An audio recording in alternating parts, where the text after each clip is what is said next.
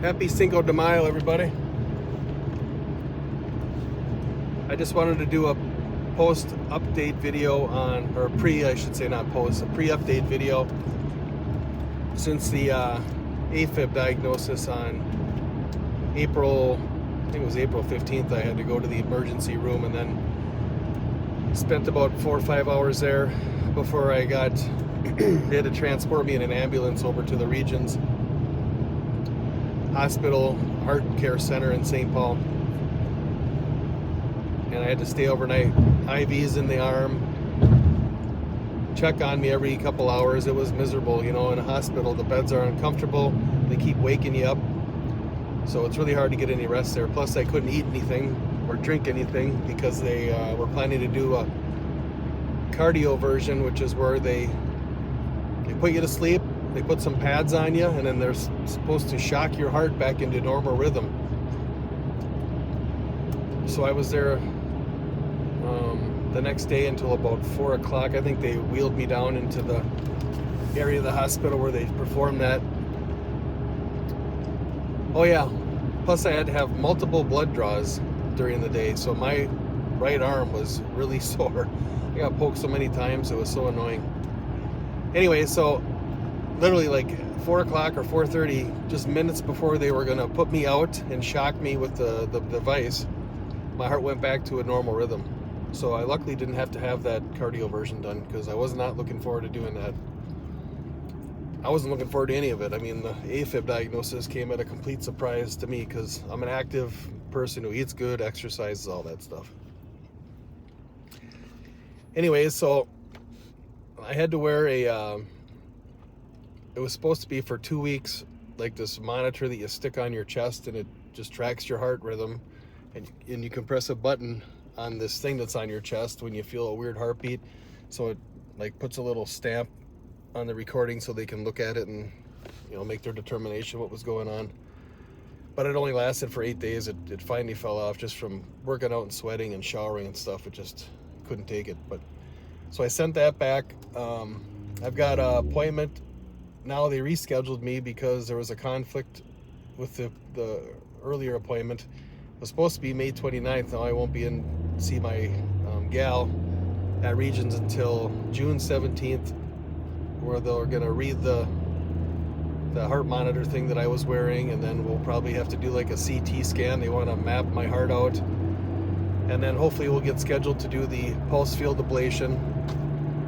Not looking forward to doing it, but my cardiologist highly recommends it. I have a healthy heart, really don't have any issues with my heart, which is awesome. There's no heart failure, all my valves, everything's working great.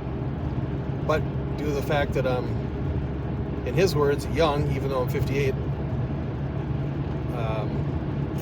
he called me young, so thumbs up to him. Recommend strongly that I get that done, because apparently AFib, if you don't treat it or leave it untreated and have more episodes of it, it's very damaging, or can be damaging, to the atrial portion of your heart. And so they'll go in with a catheter and they go up through your groin into the heart, and then they have to poke a tiny hole through the little membrane that separates the two upper chambers, and because it's usually, I guess it's the left chamber that has the issues that they have to kind of map out, and then they will use that pulse field ablation, which is a new technique and it's a whole new procedure that they started using in the last couple of years. But from what I understand, AFib's pretty common. I'm not alone. There's a lot of people out there that have it, and a lot of people have had this done, and it's been very successful. And the risks are way less now, because you don't have to be put under for hours. Now it's like an hour, maybe an hour and a half procedure, and you go home the same day, depending on what time your procedure is done. If you're the last one of the day, then they'll usually keep you overnight, which I'm kind of hoping that I'd rather just stay there overnight in case there's any complications, you know, obviously. So that's the update. Hopefully once that's done, then I guess I gotta be on these anticoagulation medication, Eliquis, for 3 months. This other medication called Metropolo, which is to keep the heart rate under control, for at least 3 months after the procedure. once that's done, probably will come off of all those, just based on my situation, because I'm not a high risk for stroke or any of that. That's the only reason they would keep me on those things, and I'm not. So I guess that's good news. So that's basically it. So I'm not, the bills that have been coming in are pretty expensive. So that's one of the reasons I'm not buying a phone or a second phone right now and pursuing going, live. I'm going to, but now that this unexpected diagnosis came upon me, I've kind of had to switch gears. I'm gonna have to save money to cover the medical bills. So hopefully when this is all done, I guess I kind of estimated how much it's going to be already. So I'm saving, dashing, making as much money as I can so I can pay it all off. Once that's done, then we're getting a second phone. So I'm hoping to do it. I'm going to try and estimate in the next 2 to 3 months. I know it's going to be a while, but I'm probably going to have, somewhere between $5,000 and $8,000 worth of medical, my portion of the medical bills, because I looked up what it costs for pulse field ablation. It's like 80 grand or something. It's crazy how much that stuff costs. So, but luckily I have good insurance, quote unquote good insurance, to cover most of it.